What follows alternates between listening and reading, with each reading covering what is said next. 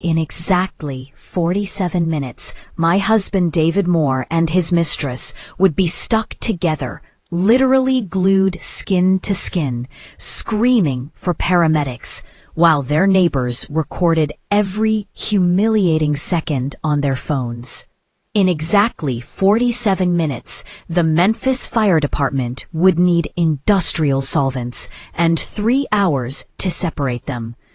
In exactly 47 minutes, my cheating husband's carefully constructed double life would explode across social media, the local news, and every group chat in our social circle. But right now, at 6:47 p.m. on this ordinary Saturday evening in March 2024, David is in our bathroom, whistling while he showers. He's getting ready for what he thinks is another secret rendezvous with his mistress, Amber. He has no idea that the bottle of intimate oil in his gym bag, the one he's been using for 2 years to impress another woman, isn't oil anymore. They have no idea they just grabbed a bottle I switched out 3 days ago. A bottle that looks identical to the original, smells almost the same, but contains something very different. Something that's about to make their affair the most publicly humiliating event of their lives. My name is Christina Moore. And honey, what I'm about to share with you is going to shake you to your core. This story isn't just about betrayal. It's about a woman who built a stable life while her husband built lies, who carried a family while he carried on an affair, who finally stopped protecting a man who never deserved her protection in the first place. So grab your tea, settle in, and let me tell you how I went from being the perfect wife to becoming the woman who made national headlines when emergency responders had to surgically separate my cheating husband and his mistress after they got stuck together like superglued paper. But before I get to that part, before I tell you about the glue, the 911 call, and the look on his face when he realized what I'd done, I need you to do me a favor. Hit that subscribe button right now. Like this video. And I want to know, have you ever loved someone so much you ignored every red flag waving in your face? Drop a red flag in the comments if you've ever stayed too long in a situation you knew was wrong. Because what's about to happen will show you why sometimes the best thing you can do is stop being the bigger person and start being the smarter one. Now, where was I? Oh yes, let me start from the very beginning, because honey, every layer of this story matters. I met David Moore at a marketing conference in Chicago in September 2018. The Hilton downtown, one of those massive corporate events with hundreds of people in business casual, clutching coffee cups and collecting name badges that would end up in desk drawers and forgotten.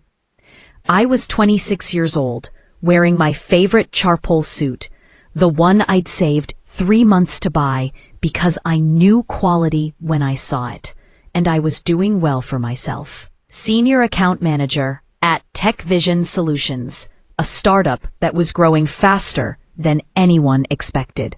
I'd just closed the deal with a mid-sized healthcare company that would bring in steady revenue over 3 years.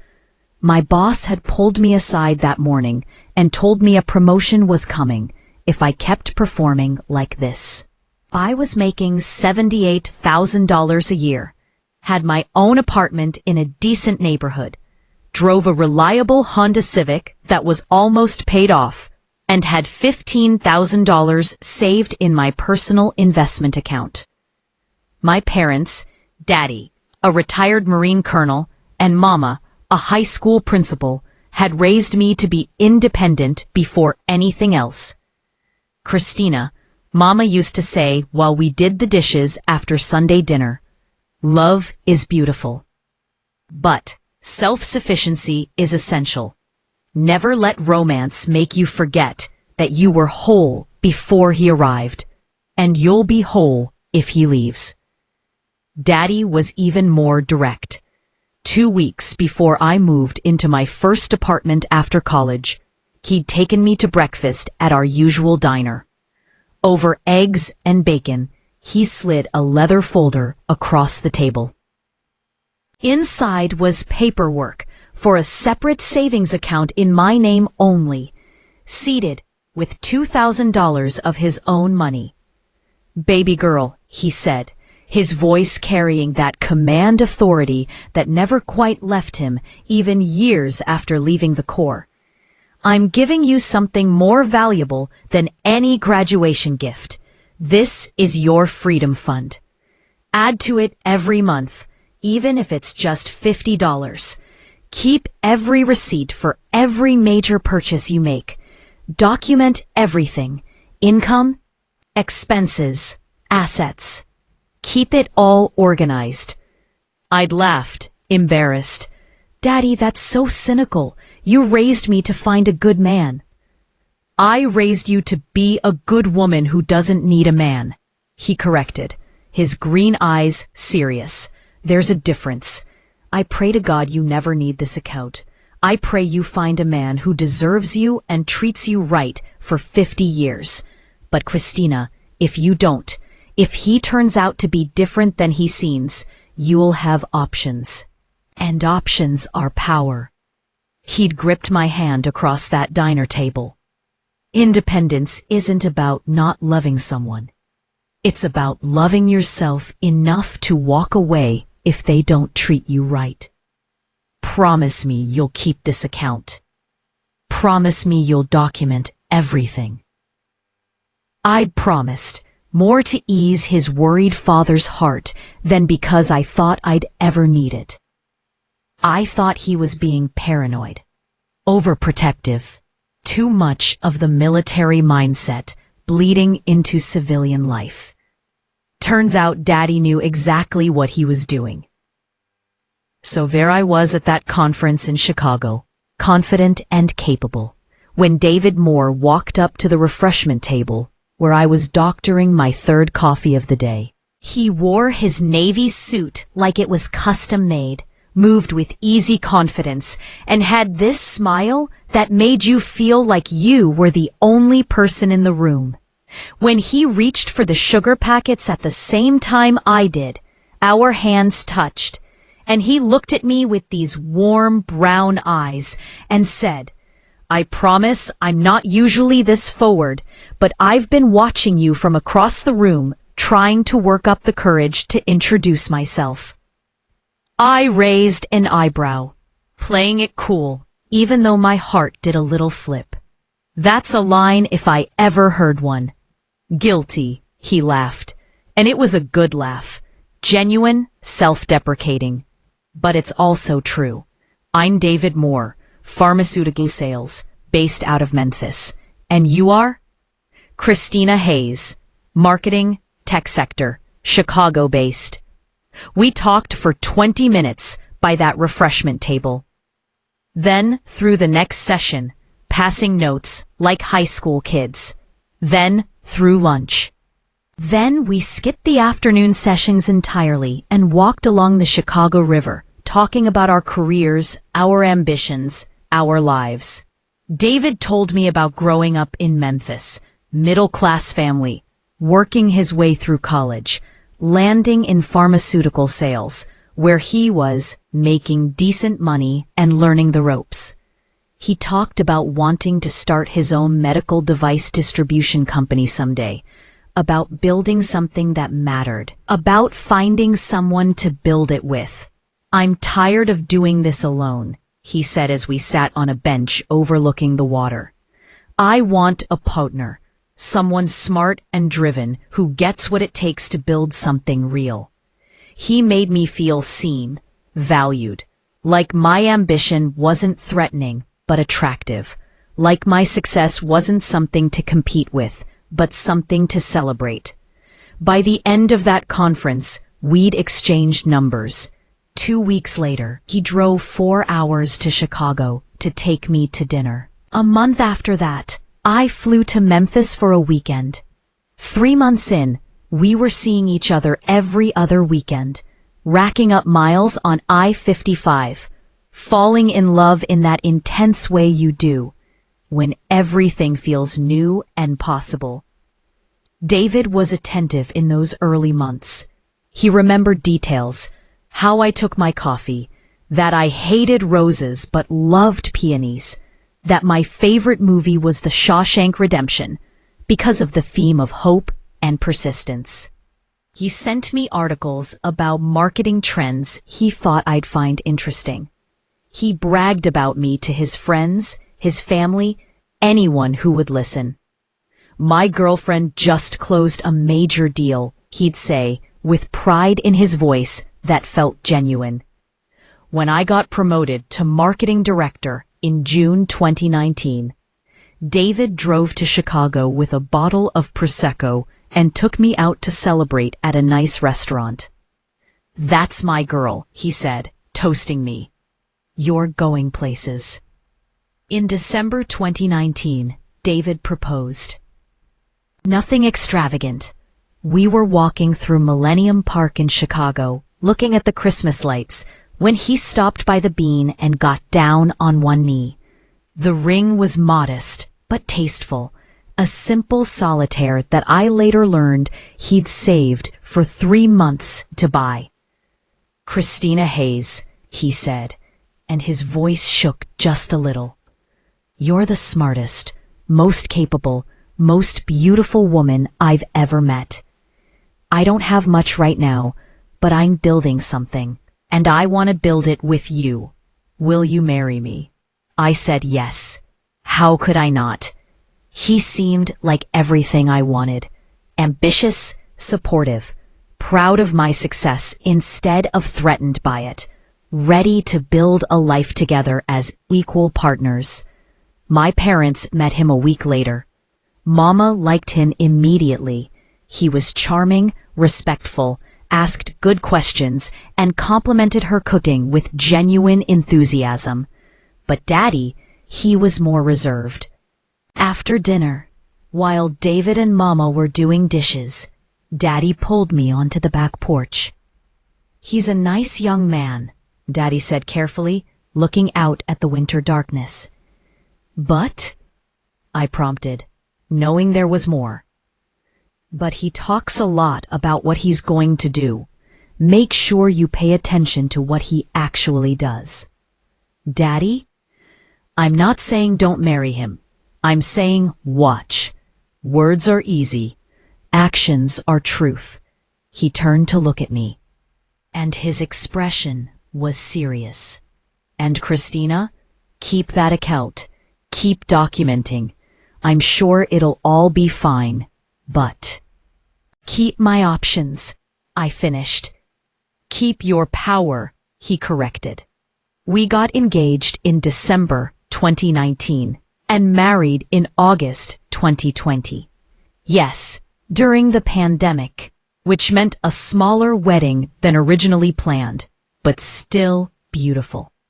I'd been promoted again to VP of Marketing at Tech Vision, now making $95,000 a year. David was still in pharmaceutical sales, pulling in around $65,000 with commissions. We had an intimate ceremony at a boutique venue in Memphis, David's hometown, so most of his family could attend. 50 guests, masked and socially distanced. Ceremony in a garden, small reception. I paid for most of it from my savings, because David's finances were tight after some unexpected expenses he was vague about. I remember my father's face as he walked me down the aisle. Pride, yes, but also something else. Worry? Protectiveness? The look of a man sending his daughter into battle armed but uncertain. The honeymoon had to wait because of COVID restrictions, but we took a week in the Smoky Mountains instead. Romantic cabin, hiking, quiet dinners, talking about our future. When things opened back up, David said one night as we sat by the fireplace. I'm going to really focus, close bigger deals, start saving for that business I want to open. We're going to build something amazing, Christina. I believed him. God help me, I believed every word. We moved into a house in Memphis. I'd relocated for the marriage, taking a VP position at a marketing agency there that paid $98,000. The house was in a decent neighborhood, 3 bedrooms, small yard, 1,200 square feet of potential. The mortgage was $1,800 a month, which should have been easily manageable on our combined incomes. Should have been. The first crack appeared 3 months after the wedding.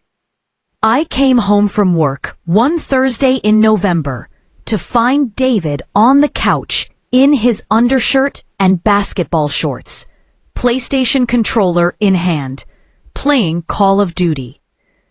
"Hey babe," he said, without looking away from the screen. "How was work? Finally closed the dental group account. Should bring in steady revenue." I set my laptop bag down, exhausted from a 10-hour day of virtual meetings and presentations. "How was your day?" Good, relaxing." Something in his tone made me pause. "Did you have calls today?" "Nah, kind of a slow day. Figured I'd take it easy." I looked around the house.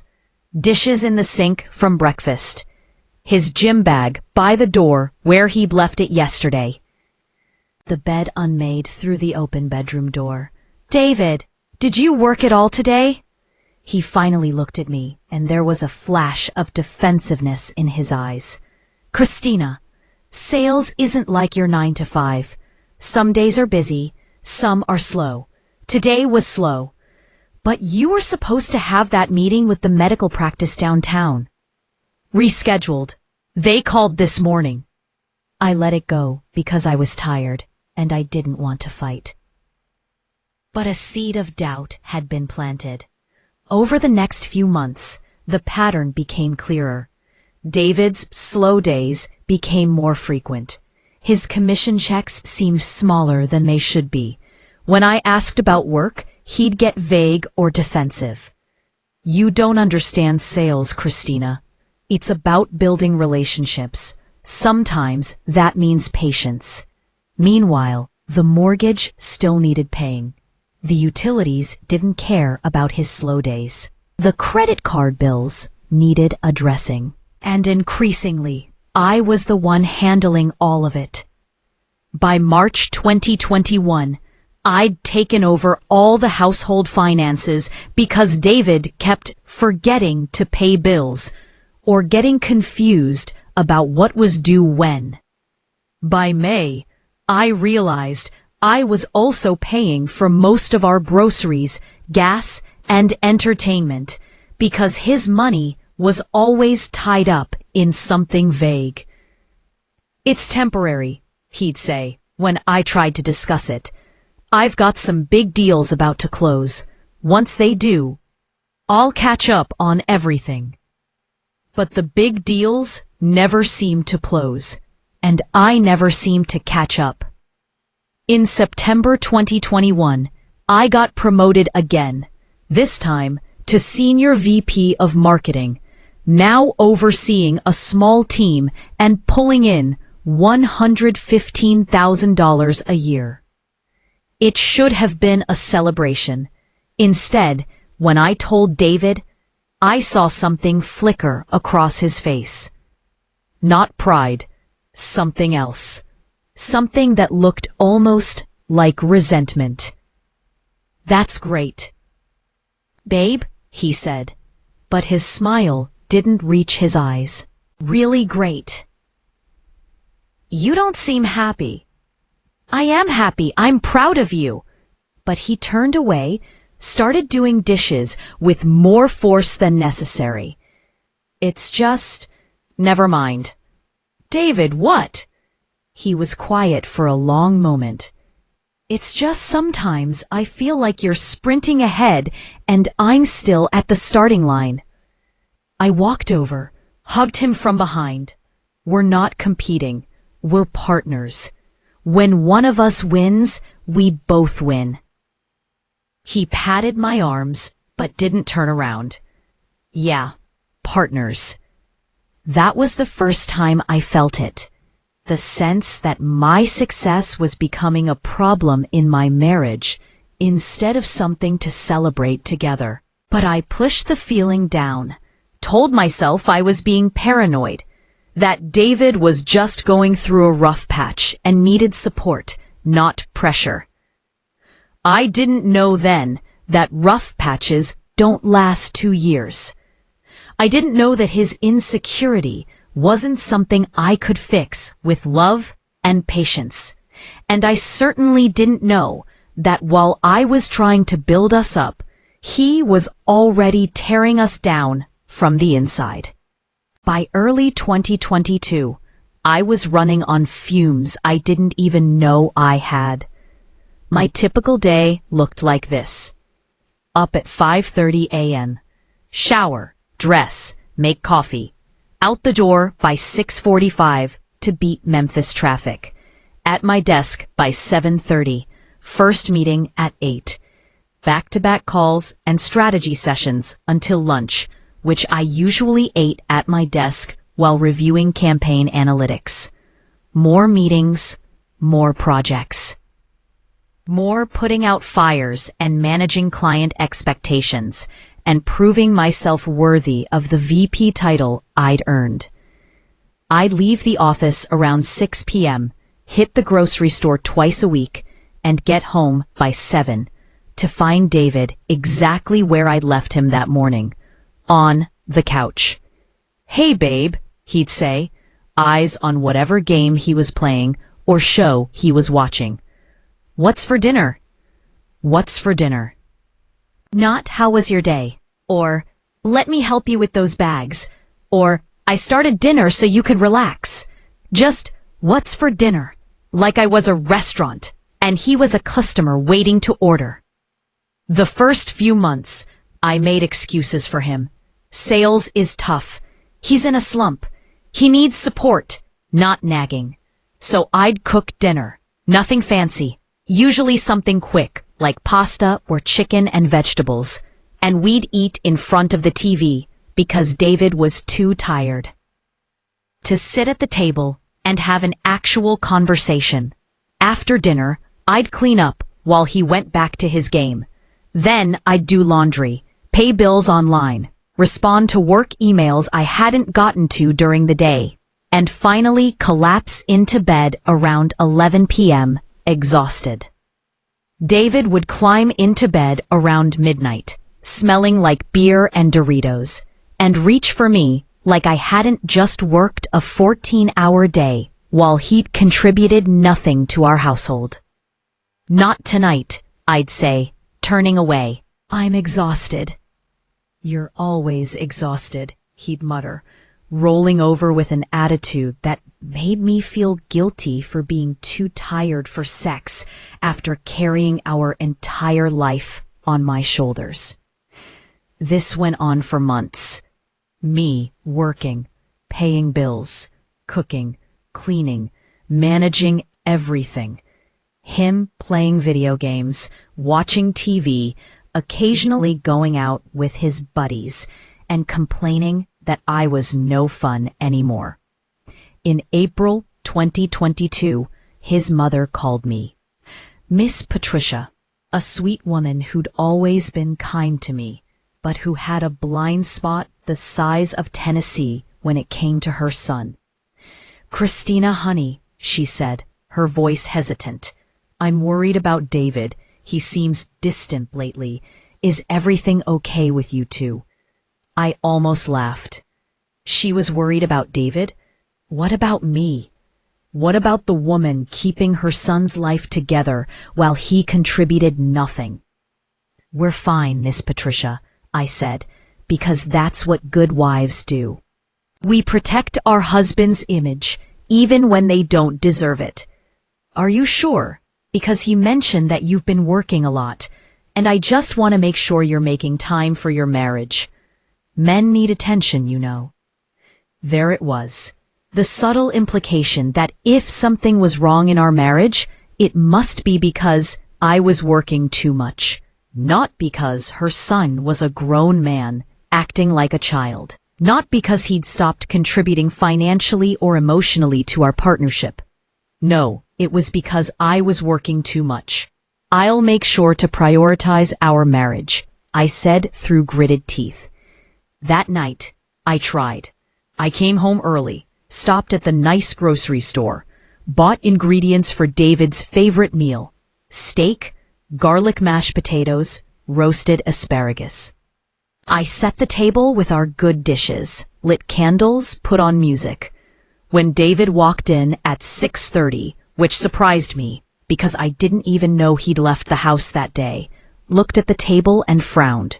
"What's all this?" I wanted to do something nice, have a real dinner together, just us. He glanced at his phone. I actually told the guys I'd meet them for drinks at 7. I felt something crack inside me. Cancel it. "I made your favorite meal." "Christina, I can't just cancel. They're counting on me. And I'm your wife. I'm counting on you too." We stared at each other across that dining room table I'd set with care, and I saw it clearly for the first time. He didn't want to be there. He didn't want to sit across from me and have a conversation. He didn't want to engage with our marriage, or our life, or me. He wanted to escape. "Fine," I said quietly. "Go." "Don't be like that." "I said go, David." He left. I sat at that table alone, staring at the candles burning down, and ate my carefully prepared meal by myself. Then I put his portion in the fridge, where it would sit for 3 days before I finally threw it away uneaten. That was the first time I cried, really cried. Not because he chose his friends over me, though that hurt, but because I realized I'd been fighting alone for our marriage for almost 2 years, and he'd already given up. But I didn't give up, not yet, because I believed in my vows. I believed in working through hard times. I believed that love could overcome obstacles if both people tried hard enough. I just didn't realize I was the only one trying. In June 2022, I noticed something new. David started caring about his appearance again. Section: When we first started dating, David was always well-groomed. Fresh haircuts every 3 weeks, nice cologne, clothes that fit well and looked sharp. But after we got married, he'd gotten comfortable. Sloppy, even. Wearing the same ratty t-shirts and basketball shorts day after day, not bothering with cologne, letting his hair get shaggy. I'd told myself it didn't matter. Comfort was good. It meant he felt secure with me. But in June, things changed. He started going to the gym again, or so he said. He'd leave the house at 9 a.m. with his gym bag and come back around noon, showered and fresh. He started buying new clothes, fitted shirts, designer jeans, nice shoes. He got regular haircuts again. He wore cologne every day, even when he was supposedly just hanging around the house. "You look nice," I said one morning, noticing he was dressed up, even though it was a Tuesday and he supposedly had no client meeting scheduled. "Yeah, well," he shrugged, checking himself in the mirror. "Figured I should take better care of myself. You know, for you." For me. Except when he came home from wherever he'd been, he didn't want to be near me. He'd shower immediately, always immediately, before even greeting me. He'd do his own laundry, which he'd never done in our entire marriage. He started keeping his phone face down and taking calls in the other room. One evening in July, I was cleaning out his gym bag to wash it. It had been smelling musty when I found it. A small bottle of oil, body oil, the expensive kind, in a dark glass bottle with a dropper top. The label said Sensual Essence Intimate Oil and listed ingredients like jojoba, vitamin E, and essential oils. I stood there in our bedroom, holding that bottle, my heart pounding. David didn't use body oil. He barely used lotion. The man would shower with bar soap and call it a day. So why did he have a $35 bottle of intimate oil in his gym bag? When he came home that evening, I was waiting. "What's this?" I asked, holding up the bottle. He barely glanced at it. "What's what?" "This oil I found in your gym bag." "Oh, that. One of the guys at the gym gave it to me. Said it's good for dry skin after workouts." One of the guys at the gym was giving out expensive intimate oil. Right. Which guy? What? Which guy at the gym gave you intimate oil, David? He got defensive immediately. "Why are you interrogating me? It's just oil, Christina. It's $35 intimate oil. The kind couples use for?" "I don't know what you're implying, but I don't appreciate the accusation." He grabbed the bottle from my hand. "If you're going to be paranoid and jealous, maybe that says more about you than me." Gaslighting. He was gaslighting me, making me feel crazy for asking a reasonable question about an unreasonable item. I'm not being paranoid. I work my ass off all day, and I come home to this? Accusations and suspicion? He shook his head like I was the unreasonable one. "You know what? I don't need this." He grabbed his keys and left. Didn't come back until after midnight. And I sat there wondering if I was crazy, if I was being paranoid, if finding intimate oil in your husband's gym bag was actually a reasonable thing that had a reasonable explanation. Spoiler alert, it wasn't. But I wanted to believe him. God, I wanted to believe him so badly. So I convinced myself, maybe a guy at the gym really did give it to him. Maybe I was being paranoid because work was stressful, and I was tired, and my mind was making connections that weren't there. I didn't throw the bottle away, but I also didn't forget about it. Over the next few months, I started paying attention, really paying attention. The oil bottle would disappear from the bathroom cabinet where David kept it, then reappear a few days later, noticeably emptier. Then disappear again, like clockwork, Tuesday and Thursday afternoons, Saturday mornings. I started tracking his patterns without him knowing. Tuesday and Thursday afternoons, client meetings that lasted 3 to 4 hours. He'd come home showered, relaxed, sometimes with hickeys on his neck that he'd explain away as skin irritation, or bumped into something at the gym. Saturday mornings, gym sessions from 9 o'clock a.m. to 1 o'clock p.m. Again, he'd come home already showered, smelling like that cologne I'd bought him for our anniversary, the one he said was too fancy for every day, but apparently perfect for the gym. Sunday afternoons after church, work calls that required him to sit in his car in the driveway for an hour, door locked, windows up, having hushed conversations he'd end abruptly if I knocked on the window. The oil bottle became my barometer for his lies. Full on Monday, half empty by Wednesday, full again by Friday, which meant he'd bought a new bottle. The cycle repeated, and I said nothing. Because what would I say? I've been monitoring the levels of your intimate oil and I think you're cheating?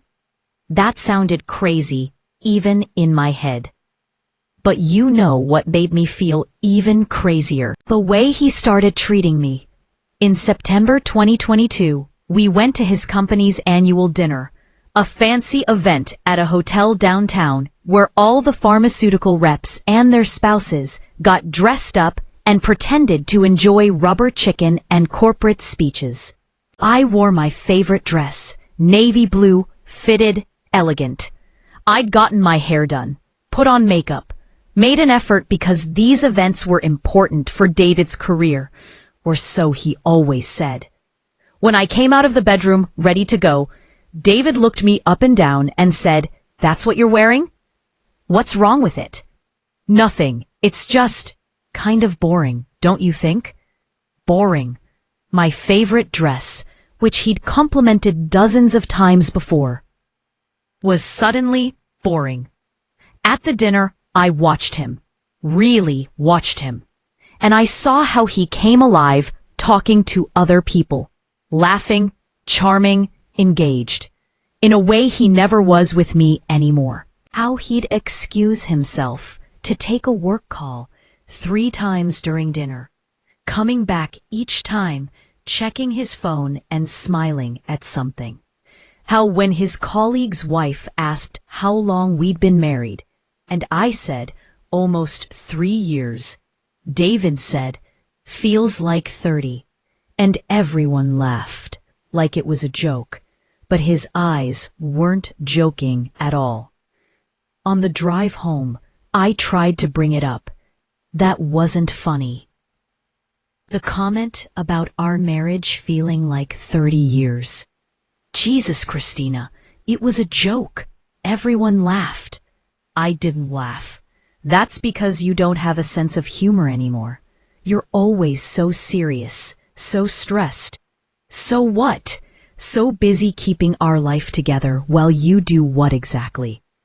He slammed on the brakes at a red light, making me jerk forward against the seatbelt.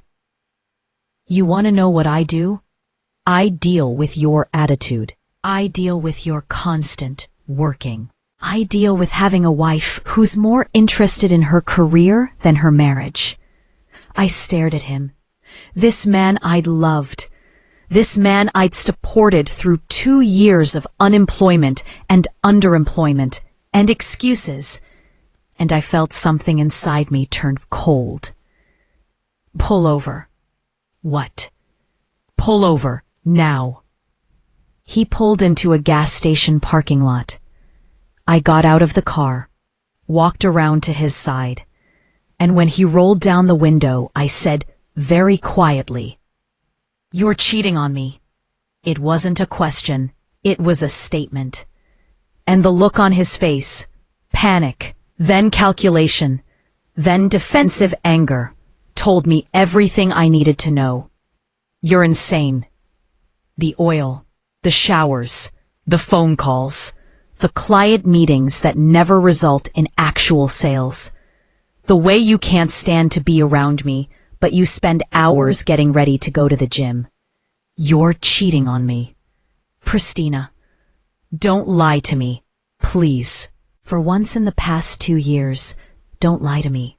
He stared straight ahead through the windshield, jaw clenched, hands gripping the steering wheel. Get in the car. Not until you tell me the truth. Get in the car. We drove home in silence. He went straight to the bedroom and locked the door. I slept on the couch. The next morning, he acted like nothing had happened. Made coffee, asked what I wanted for breakfast, talked about needing to run errands later, like I hadn't confronted him about cheating, like he hadn't basically confirmed it by refusing to deny it, like our marriage wasn't falling apart in real time. That's when I knew. I knew he was cheating. I knew he wouldn't admit it. I knew he'd keep lying as long as I let him. And I knew I needed proof. Real, undeniable, public proof that would make it impossible for him to gaslight me or make me feel crazy or blame me for his choices. I needed to catch him in the act in a way that would leave no room for lies. That's when I started planning. Right now, let me ask you something. What would you do in my position? Would you A. Hire a private investigator, B. Check his phone when he's sleeping, C. Follow him to see where he's really going, D. Something else entirely?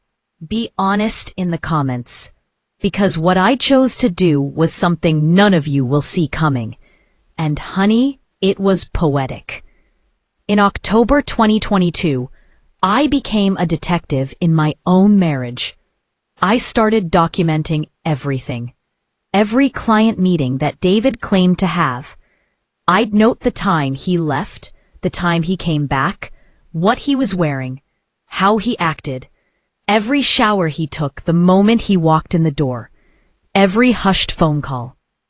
Every time the oil bottle level changed, I checked our bank statements and credit card records, found charges at hotels I'd never been to, restaurants where he'd supposedly had business lunches, but the amounts were for 2 people and included wine. A charge for $127 at Victoria's Secret in August, a store he'd never bought me anything from in our entire relationship. I created a separate email account and started forwarding all the evidence to myself. Screenshots of bank statements, photos of receipts I found in his pockets, records of his work schedule that never matched the hours he was actually gone. I even drove by his office one Thursday afternoon when he said he had back-to-back meetings all day. His car wasn't there. The receptionist said he'd called in sick that morning. But I still didn't have the smoking gun. I didn't have proof of who he was with or what they were doing. I just had circumstantial evidence that painted a picture I already knew was true. Until November 15th, 2022. I was at Target, just doing normal errands on a Saturday afternoon. Picking up household stuff, grabbing groceries, the usual. I was in the home goods section, debating between 2 different sets of towels, when I heard it. His laugh. I'd know that laugh anywhere. That genuine, unguarded laugh he used to give me but hadn't in months. I turned around slowly, and there he was, my husband, 30 feet away in the seasonal section, standing next to a woman I'd never seen before. She was petite, maybe 5'3", light brown skin, long dark hair in perfect waves, wearing yoga pants and a crop top that showed her flat stomach. Pretty in that effortless way that takes hours and money to maintain. And young. Definitely younger than me. Mid-20s, maybe. And the way they were standing together. His hand on the small of her back. Her hand on his arm. Their heads close together as they looked at Christmas decorations like they were picking them out for their home. Like they were a couple. Like I didn't exist. I watched David pick up a snowman decoration and show it to her. She laughed, this bright, musical laugh, and pushed his shoulder playfully. He grabbed her hand and pulled her close, kissing her forehead right there in the middle of Target. My husband kissed another woman's forehead in the Christmas decoration aisle at Target, while his wife stood 30 feet away, holding towels she was buying for their house. I should have confronted them right there, should have walked over and made a scene, should have taken his happy little moment and burned it to the ground. But I didn't, because I realized something standing there, watching him be affectionate and attentive and present with her in a way he hadn't been with me in years. Confronting him wouldn't change anything. He'd just lie better, be more careful, hide it deeper. I didn't need a confrontation. I needed revenge. So I took out my phone and started recording. Got clear video of them shopping together, laughing together, him kissing her. Got footage of them at checkout, where he paid for her items with our joint credit card, the one I gave him for business expenses. Then I followed them, stayed far enough back that they wouldn't notice, close enough to see where they went. They went to an apartment complex on the other side of town. Willowbrook Apartments, Building C. I watched them go inside together, his hand in her back pocket, her giggling at something he said. I sat in my car in that parking lot for 10 minutes, hands shaking, heart pounding, trying to process what I'd just witnessed. Then I drove home, put away the groceries and towels I bought, and started planning exactly what I was going to do. Because, honey, if David thought he could have his cake and eat it too, live in my house, spend my money, enjoy the stability I provided while playing house with his mistress, he had another thing coming. I wasn't going to cry. I wasn't going to beg. I wasn't going to give him the satisfaction of seeing me broken. I was going to make sure that his affair became the most publicly humiliating experience of his life. And that little bottle of oil? That was going to be exactly how I did it. I didn't confront David that night, or the next day, or the day after that. Instead, I did something I should have done months ago. I went to see a lawyer. Attorney Michelle Patterson had been recommended by a colleague at work whose sister had gone through a messy divorce. Her office was in a professional building downtown, tastefully decorated, with framed degrees on the wall and an air of competence that made me feel like I was finally taking control of something. "Mrs. Moore," she said, shaking my hand firmly, "tell me what's going on." I told her everything. The unemployment, the financial burden I'd been carrying, the oil bottle, the Target sighting, the apartment complex. I showed her the video I'd taken, the bank statements with suspicious charges, the documentation I'd been keeping. She listened without interrupting, taking notes, her expression neutral but professional. When I finished, she sat back in her chair and looked at me directly. "Mrs. Moore, can I call you Christina? Please. Christina, I've been doing family law for 15 years. And I can tell you with certainty that you have grounds for divorce based on adultery. Tennessee recognizes fault-based divorce, and infidelity is one of those faults. The evidence you've gathered is solid. That's good, right? It's excellent for your case.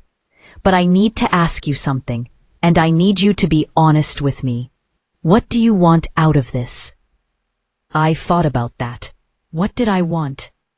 I want out of the marriage. I want to keep the house. I've been paying the mortgage myself anyway. I want him held accountable. And I want end. I paused, trying to find the right words. I want him to understand what he threw away. I want there to be consequences. Attorney Patterson nodded slowly. Legal consequences we can definitely arrange. Public consequences? She chose her words carefully. Those tend to happen on their own when affairs come to light. But Christina, I need to warn you. Revenge, even justified revenge, can sometimes backfire. My advice is always to take the high road. Get what you're entitled to legally, and let karma handle the rest. I appreciated her honesty. I really did. But she didn't understand. This wasn't just about revenge. It was about 2 years of gaslighting. 2 years of being made to feel crazy for noticing what was right in front of my face. 2 years of working myself to exhaustion while he played house with another woman using my resources.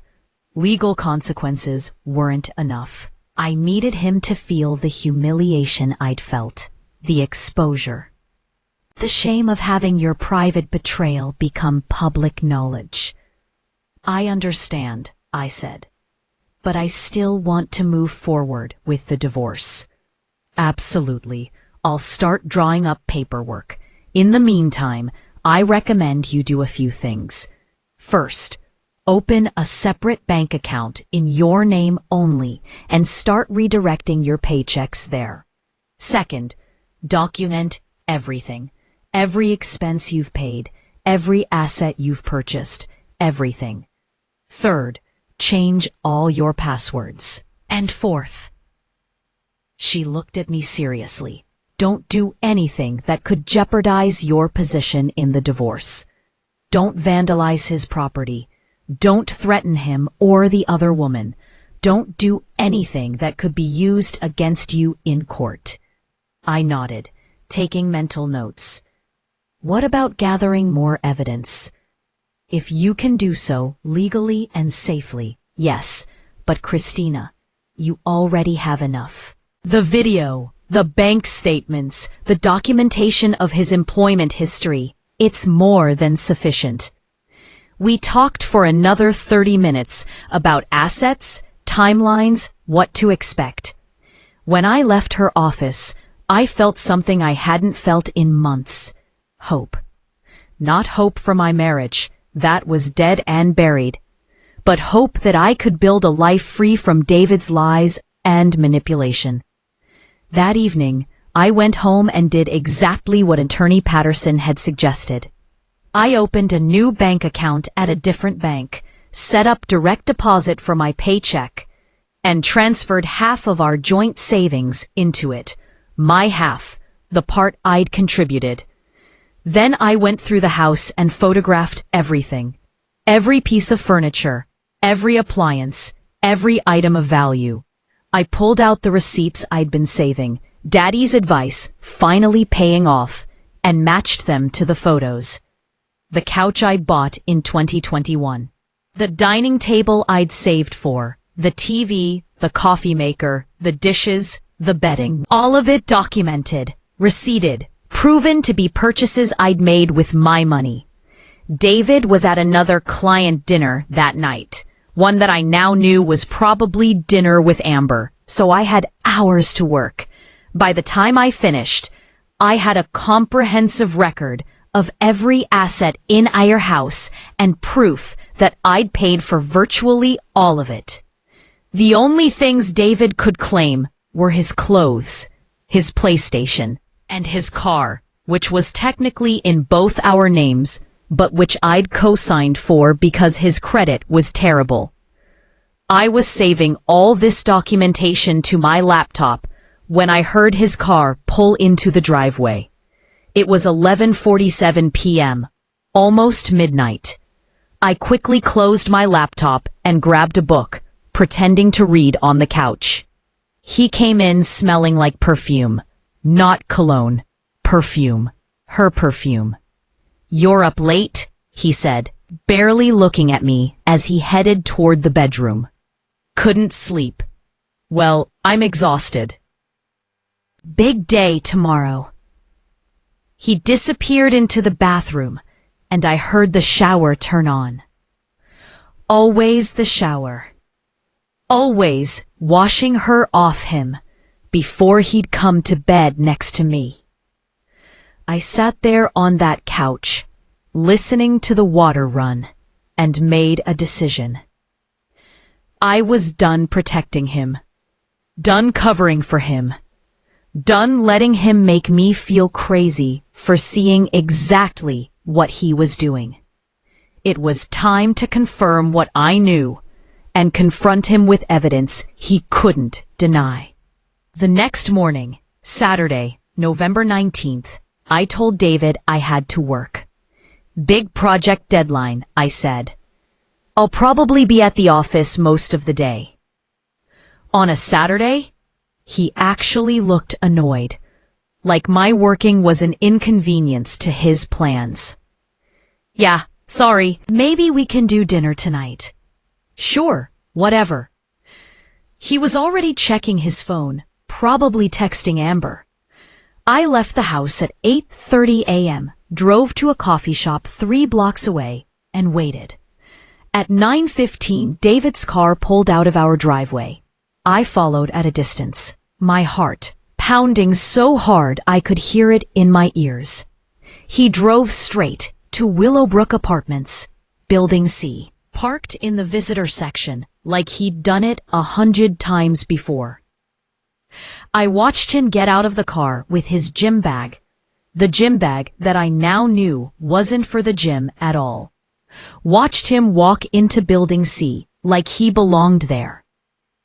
I waited 5 minutes, then followed. The directory in the lobby showed units 201 to 250 in Building C. I didn't know which one was hers, but I didn't need to. I just needed to confirm he was there. I went back to my car and waited. 30 minutes. An hour. 2 hours.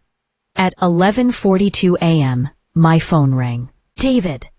Hey, babe, he said, and I could hear the guilt in his voice even as he tried to sound casual. How's the work project going? Slow. Lots of revisions. I kept my voice steady. Where are you? Just finished at the gym, thinking about grabbing lunch. Want me to pick you up anything? He was lying, standing outside the apartment where I knew he was inside with another woman, lying to my face about being at the gym. No, I'm good. Ate at my desk. Okay. Well, I'll probably run some errands, so I might not be home until later. Don't wait up for dinner. Sure, have fun with your errands. I hung up and sat there in my car, hands gripping the steering wheel, trying to control the rage building in my chest. This was it, the final confirmation. The undeniable proof that he was choosing to lie, choosing to cheat, choosing her over me, over and over and over again. I drove home, walked into our bedroom, and went straight to his dresser, where he kept the oil bottle. It was there, sitting innocently next to his cologne and deodorant, about half full. I picked it up, studied it, turned it over in my hands. This little bottle had been the barometer of his betrayal for months. Every time it emptied and refilled, another rendezvous with Amber, another lie, another betrayal. I took it into the kitchen, unscrewed the top, and poured the contents down the sink. Watched the amber-colored oil spiral down the drain, taking with it any last hope I had for my marriage. Then I went to my craft closet. I'd been into scrapbooking years ago, before my marriage consumed all my free time, and found what I was looking for. A bottle of clear craft glue, the strong kind. Mixed with a little water to thin it out, a few drops of jojoba oil I had in the bathroom to give it the right texture, and some lavender essential oil to match the scent. I poured the mixture into the oil bottle carefully, making sure the consistency was right. Not too thick, not too thin. Just oily enough to feel right when you rubbed it between your fingers, but with enough adhesive properties to create exactly the situation I wanted to create. Do you see what I did? Do you understand what's about to happen? That mixture, oil and glue, feels normal at first. Slippery, smooth, perfect for what they think they're going to use it for. But once body heat activates the adhesive and it starts to dry, let me just say, they're going to be very stuck. What do you think is going through my mind right now as I'm screwing that cap back on? Am I going too far? Or is this exactly what he deserves? Let me know in the comments below. I put the bottle back exactly where David had left it, right there on his dresser between his cologne and deodorant, ready for his next romantic adventure. Then I waited. But here's the thing about revenge. The anticipation is almost as sweet as the actual event. For the rest of that day, I went about my normal routine with a lightness in my step that I hadn't felt in months. I cleaned the house, did laundry, meal prepped for the week. Normal Saturday stuff. Except I wasn't the sad, defeated woman I'd been for so long. I was a woman with a plan. A woman who'd finally stopped being a victim and started being strategic. David came home around 4 p.m., whistling in a good mood. Probably still riding the high of his afternoon with Amber. "How was your day?" I asked sweetly. "Good, good. Got a workout in. Ran some errands. You know." He kissed my cheek. Actually kissed my cheek, and I knew that things were about to change. Something he hadn't done in weeks. And I realized he was feeling guilty. The better his day with her went, the nicer he tried to be to me to compensate for the betrayal. "That's great, honey. I'm making spaghetti for dinner." "Perfect. I'm going to shower quick." Of course he was. That night we had dinner together. We watched a movie. We acted like a normal married couple, and the whole time I knew what was coming. I knew that bottle was sitting on his dresser, ready for whenever he decided to use it next. I knew that when he did, his affair was going to become very, very public, and I smiled through it all. Sunday, he stayed home. We went to church, something we'd gotten out of the habit of, but that he suddenly wanted to do. More guilt, probably. Trying to be a good husband to offset the bad husband behavior. Monday, he had client meetings all day. Tuesday, he went to the gym in the morning. Each time, I'd check the bottle when he got home. Still full. He hadn't used it yet. Wednesday, same thing. Thursday morning, still full. I started to worry that maybe he'd figured it out. Maybe he'd noticed the bottle felt different. Maybe. But no. Friday afternoon, November 25th. I checked the bottle and it was noticeably less full. He'd used it. Probably Thursday afternoon at one of his client meetings. And apparently it had worked fine because he didn't say anything. Didn't seem suspicious. The mixture had enough real oil in it that it felt and functioned normally at first. The glue wouldn't activate until it warmed up, until friction and body heat broke down the oil and exposed the adhesive properties underneath. Smart, right? I'd done my research. Saturday morning, November 26th, David announced he had to run some errands.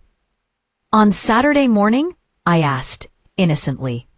"Yeah, just some stuff I need to take care of. Shouldn't take long." He grabbed his gym bag. I watched him head to the bedroom, heard him rummaging around, heard the bathroom door close, the sink running, getting ready for Amber. When he came out 15 minutes later, he was wearing nice clothes, cologne, hair styled, all dressed up for errands. "See you later," he said, kissing my forehead like he was a devoted husband just running to Home Depot. "Have fun," I called after him. I waited exactly 5 minutes after he left.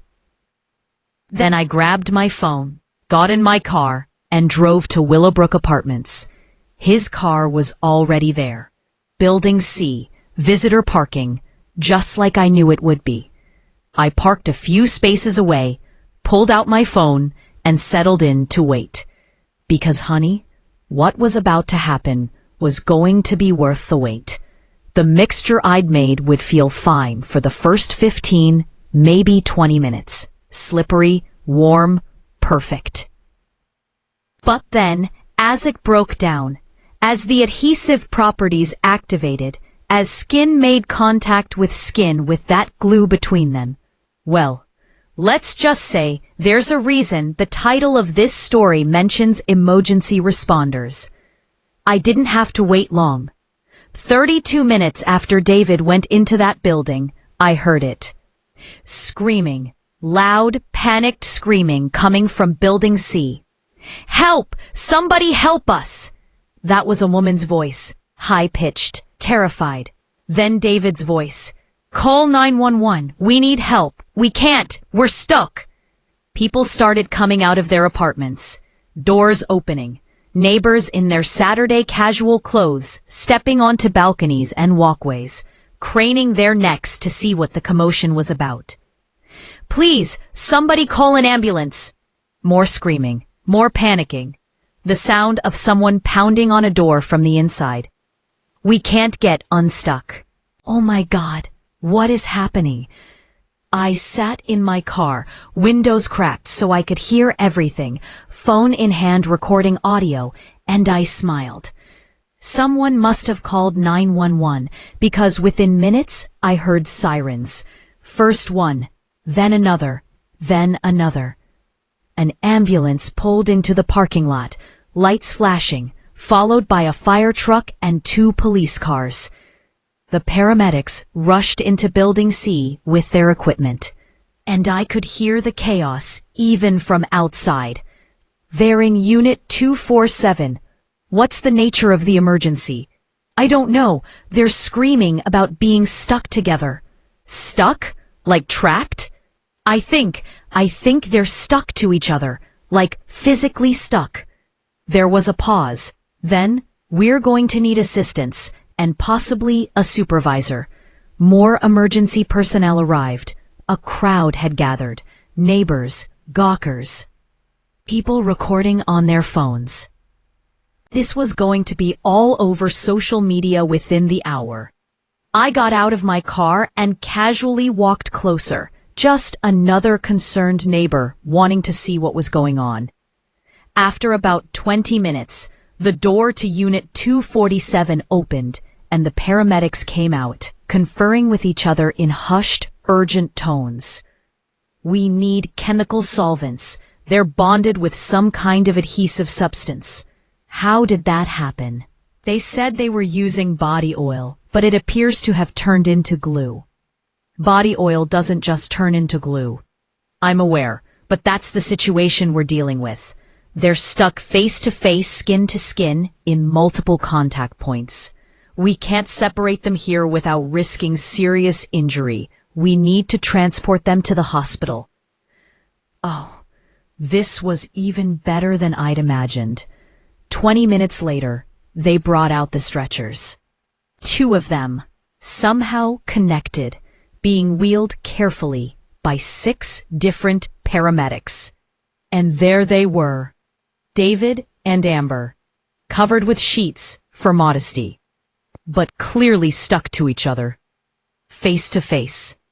Her crying, him looking like he wanted to die. The entire apartment complex was watching, phones out, recording, taking pictures. Someone in the crowd yelled, "What happened to them?" One of the paramedics responded, "Appears to be an adhesive incident. They're stuck together with what we believe is industrial strength glue." How does that even happen? The paramedic just shook his head, clearly as baffled as everyone else.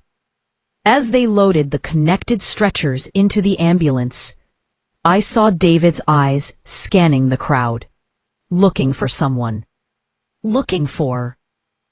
His eyes met mine.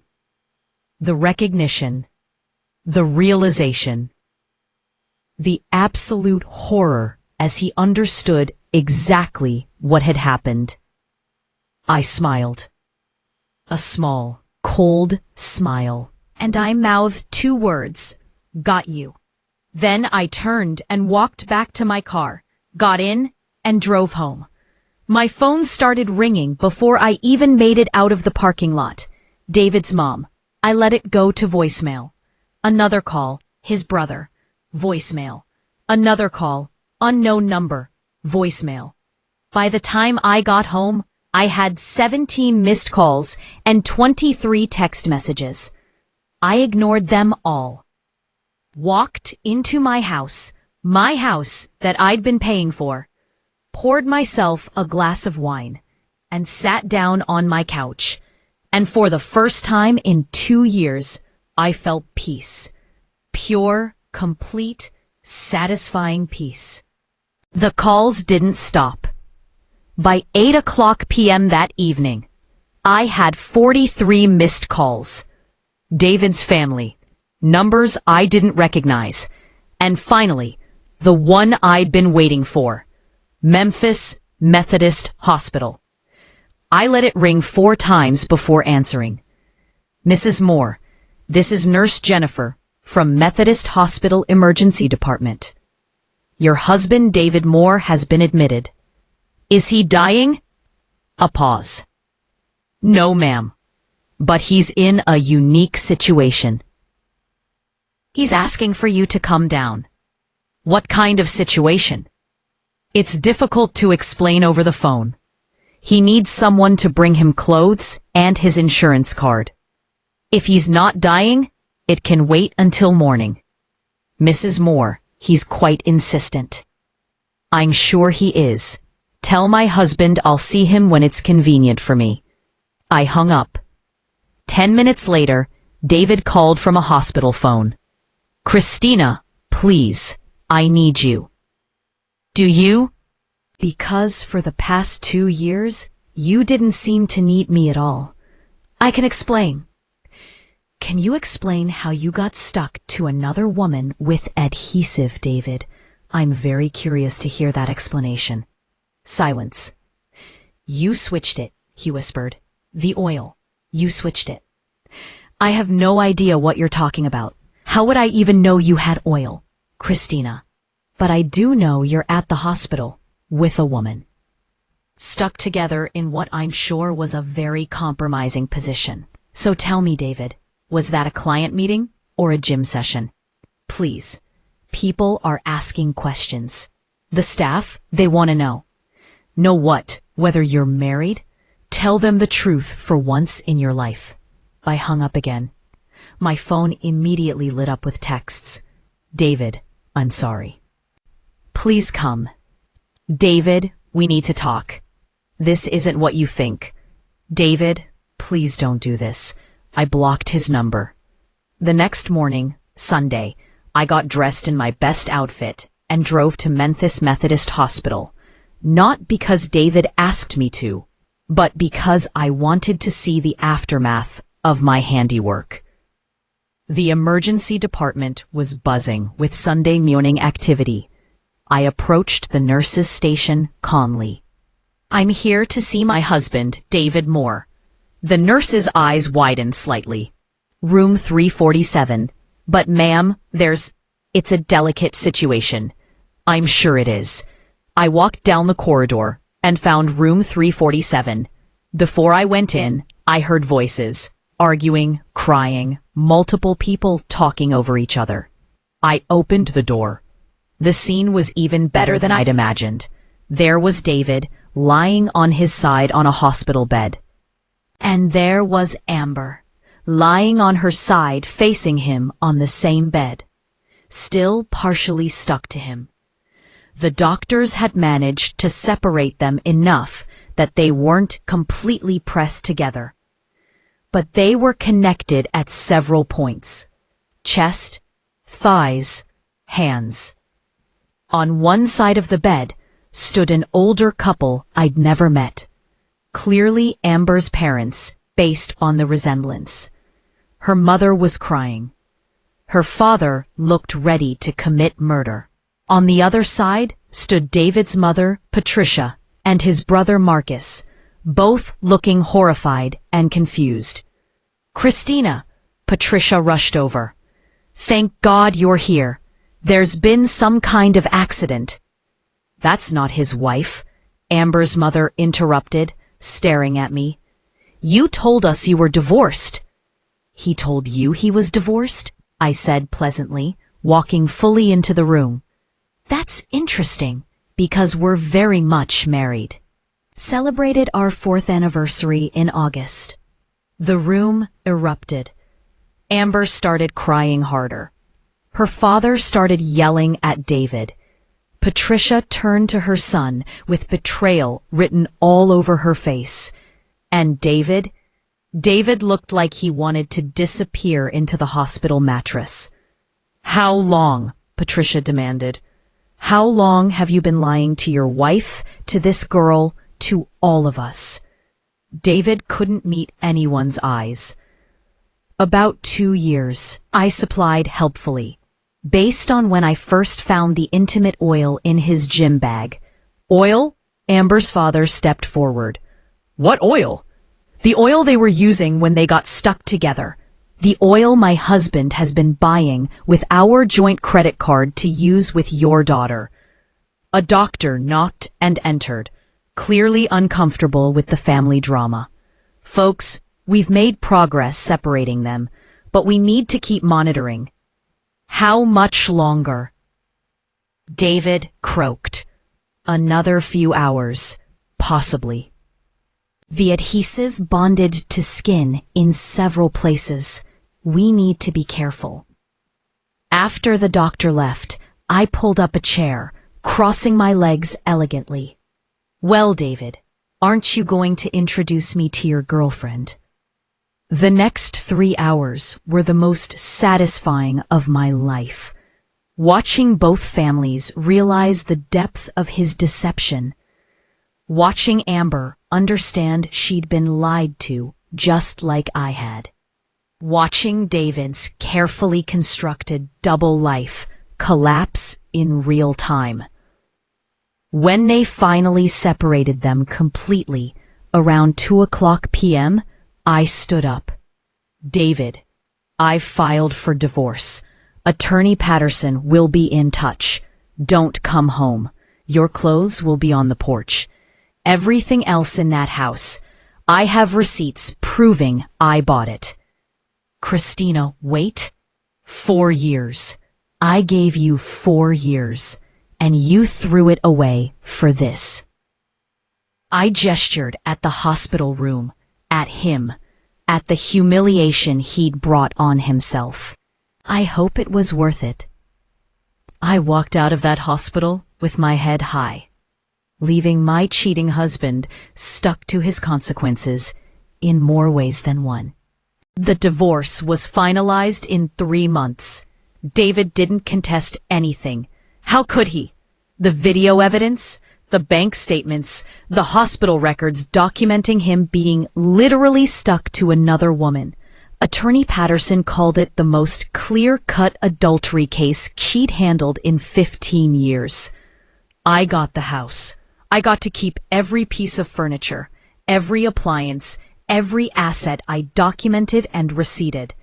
David got his clothes, his PlayStation, and the car that was in both our names, which I graciously let him have since he'd need transportation to his new life.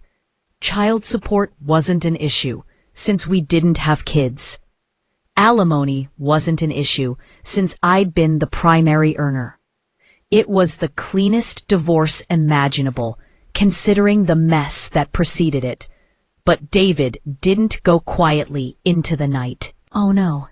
2 weeks after the hospital incident, after the story had made local news, Memphis couple hospitalized in bizarre adhesive accident, after it had become a viral sensation on social media, after he'd been fired from his pharmaceutical sales job for moral turpitude and bringing negative attention to the company, David decided to get vindictive. It started with phone calls to my office, anonymous tips to HR claiming I was using company time for personal business, claims that I was embezzling, wild accusations designed to damage my career the way his had been destroyed.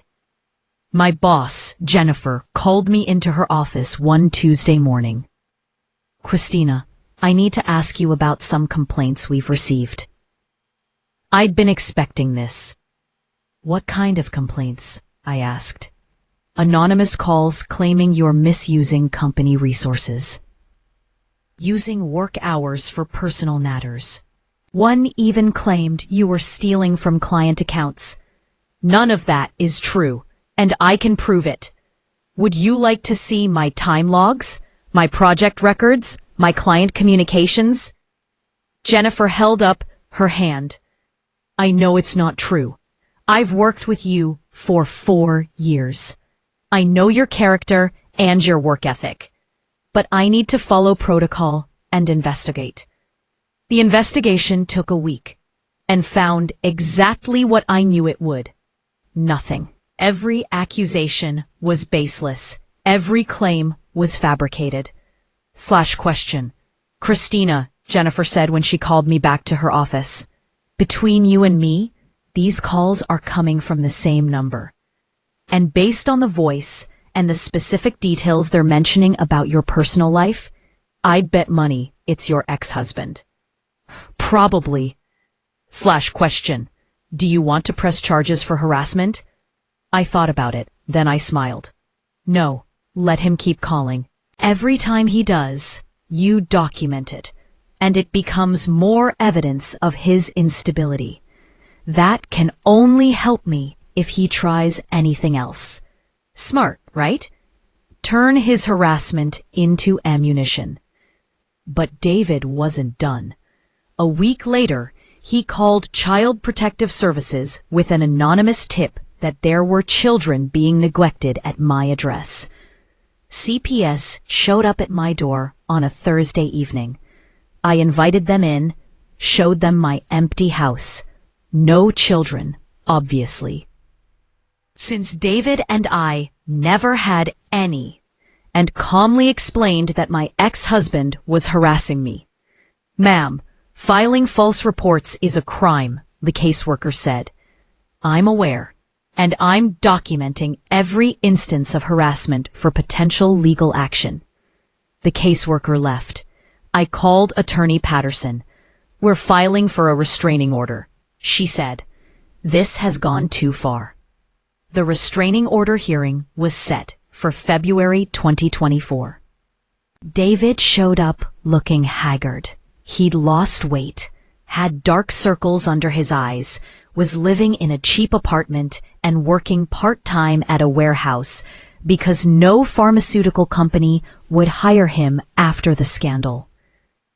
The judge reviewed the evidence, the false HR complaints, the CPS call, the harassing messages, the pattern of behavior designed to damage my life because his had been damaged.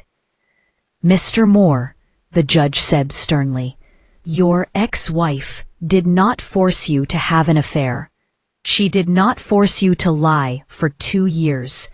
She did not force you to get stuck to another woman in a situation that became a public spectacle. Those were your choices and your consequences. Harassing her will not undo what you did to yourself. Restraining order granted. David couldn't contact me, couldn't come within 500 feet of my home or workplace, couldn't make any more of his pathetic attempts to drag me down with him. As we left the courthouse, he tried one last time. Christina, please, I'm sorry. I lost everything because of one mistake. One mistake? I stopped and looked at him. David, a mistake is forgetting to pick up milk. What you did was make a choice every single day for 2 years to betray me. Lie to me, use my resources to fund your affair, and gaslight me when I questioned you. Those weren't mistakes. Those were choices. I know, but... And the glue? You think that's why you lost everything? No. You lost everything because you got caught. If that bottle had stayed oil, you'd still be lying to both of us right now. The glue just made public what you'd been doing in private. I walked away and didn't look back. This isn't just about a cheating husband and a bottle of glue. This is proof that sometimes the best thing you can do is stop protecting people from the consequences of their own actions. Stop making yourself smaller to accommodate someone else's selfishness. Stop carrying weight that isn't yours to carry. If this story moved you, if it reminded you that you deserve better, if it showed you that justice isn't always legal, but it's always deserved, share it with someone who needs to see it. Share it with the woman who's being gaslit. Share it with the person who's working themselves to death for someone who doesn't appreciate it. Share it with anyone who needs permission to stop being the bigger person and start being the smarter one. Meanwhile, my life, it flourished. I got promoted to Executive VP of Marketing in March 2024, now making $145,000 a year. I refinanced the house in my name only, getting a better interest rate and lower monthly payment. I started dating again. Nothing serious. Just dinner with a genuinely kind man named Marcus, who owned his own accounting firm and thought my independence was attractive, not threatening. The viral story of Glue Guy, as the internet had dubbed David, eventually died down, but it taught me something valuable. Sometimes, shame is the only language certain people understand. And sometimes, public consequences are the only thing that creates real accountability. David's story. Last I heard, he was still working at the warehouse. Still single. Amber had understandably wanted nothing to do with him after discovering he'd lied to her too. Still living in that cheap apartment. Still facing the consequences of his choices. My story? I'm thriving. I own my home. I love my job. I have peace in my life for the first time in years. And I learned that I don't need a man. I can build a beautiful life all by myself. And if the right man comes along someday, someone who deserves to be part of my success story rather than a drain on it, then great. But I'll never again make myself smaller to accommodate someone else's insecurity. I'll never again protect someone's ego at the expense of my own peace. I'll never again ignore red flags because I'm afraid of being alone. Because, honey, I learned the hard way. Being alone is better than being with someone who makes you feel alone. The sweetest revenge isn't the glue that stuck him to his mistress, though that was satisfying. The sweetest revenge is living so well that his opinion of me becomes completely irrelevant. It's building a life so full and beautiful that his absence makes it better, not worse. Some people call what I did petty. I call it poetic justice. Some people say I went too far. I say I went exactly far enough. And to every woman out there who's being taken for granted, who's carrying more than her share, who's being gaslit and manipulated and made to feel crazy for noticing what's right in front of her face, document everything. Know your worth. Keep your receipts, literal and figurative. Build your own foundation so strong that no one can shake it.